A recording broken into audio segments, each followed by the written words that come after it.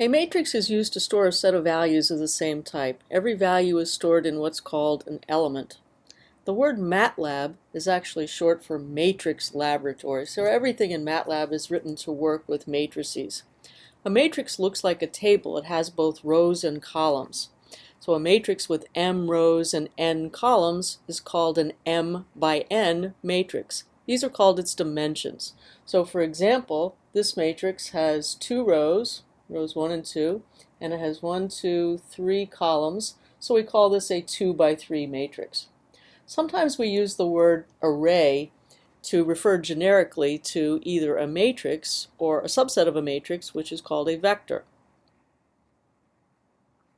A vector is a special case of a matrix in which one of the dimensions is 1. So for example, here is a vector in which we have one row, but 1, 2, 3, 4 columns. So that's a 1 by 4 matrix, or what we call a row vector. A column vector is m by 1. So for example, here we have 1, 2, 3 rows by 1 column, so we call that a 3 by 1 matrix, or in other words, a column vector. And a scalar is even simpler. A scalar is just a 1 by 1 matrix, or in other words, a single value. Let's look at some methods of creating row vectors. The direct method is to put the values that you want inside of square brackets, separated either by commas or by spaces. So either way, you get exactly the same thing. So here I'm creating a vector variable v that stores in it 1, 2, 3, 4. If you want something like that, you can more simply create the vector using what's called the colon operator. It iterates through the values in the form from the first value, colon the step value, colon the last. For example, if I said 5 colon 3 colon 14, that says go from 5 to 14 in steps of 3. So in other words, 5, 8, 11, 14. If no step is specified, then the default is 1. So for example, if I said 1 colon 4, then that would be a simpler way of creating the vector that has the values 1, 2, 3, 4 in it. You can also go in reverse order. For example, if I said 4 colon negative 1 colon 1, that says go from 4 to 1 in steps of negative 1. So in other words, 4, 3, 2, 1. The functions linspace and logspace are also ways to create vectors. The function linspace creates a linearly spaced vector. When you call it, you pass 3 arguments to it, x, y, and n. And what you get is a vector with n values in the inclusive range from x to y.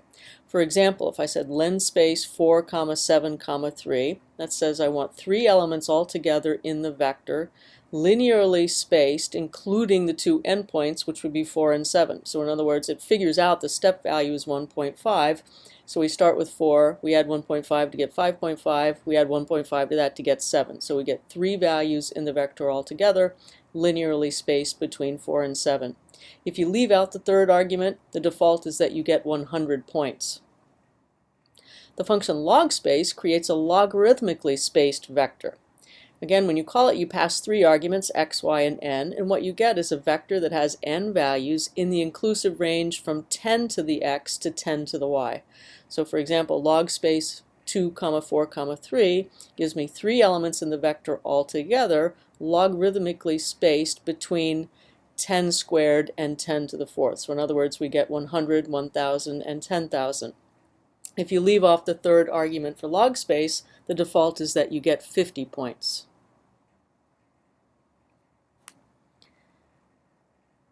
The word concatenation means creating a vector by joining together existing vectors or by adding elements to existing vectors. For example, I start by creating a vector v, which is 2, 3, 4, 5, although I suppressed the output so we don't see that. Then I created another vector x, which has 3 elements in it, 33, 11, and 2. And then I said w is, in square brackets, v space x. So what that does is that takes all of the values from v and concatenates to it all of the values from x. So we get 2, 3, 4, 5, and then the 33, 11, and 2.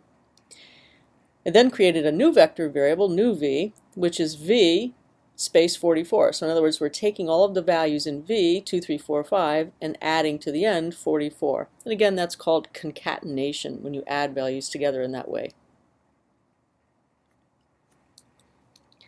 The elements in a vector are numbered sequentially, starting with 1. each element number is called the index or the subscript. So generally for a row vector, I would show the indices or the subscripts above the elements. So in this case, a row vector that has 5 elements.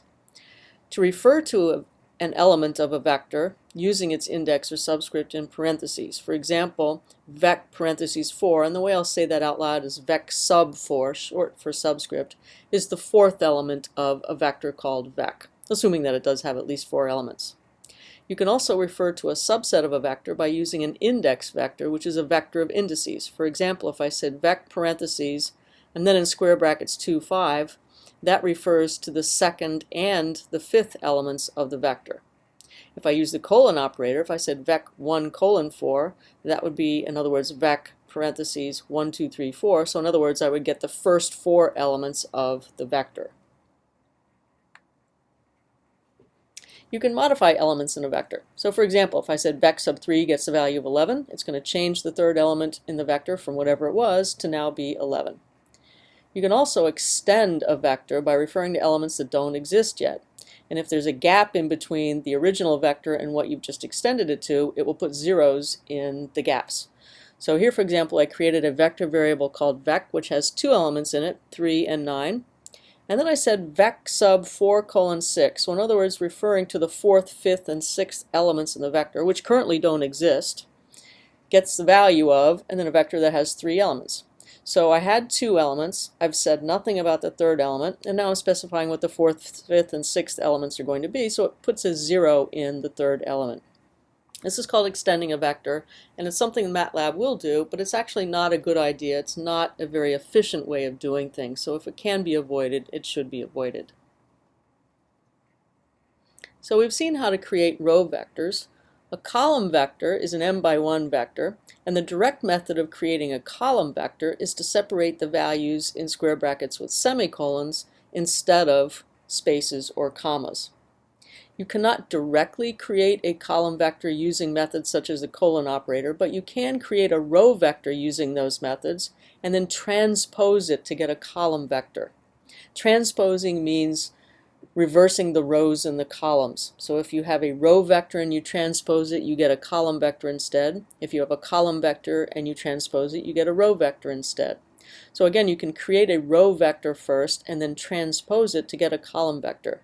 There's a built-in operator for that in MATLAB, which is just the simple apostrophe. So one apostrophe will give you a transpose of a vector. So if you had a row vector and you put the apostrophe, then that's going to transpose it. So you could create a column vector by saying the column vector gets the value of the row vector transposed. When you have a column vector, you refer to the elements exactly in the same way as you do with row vectors.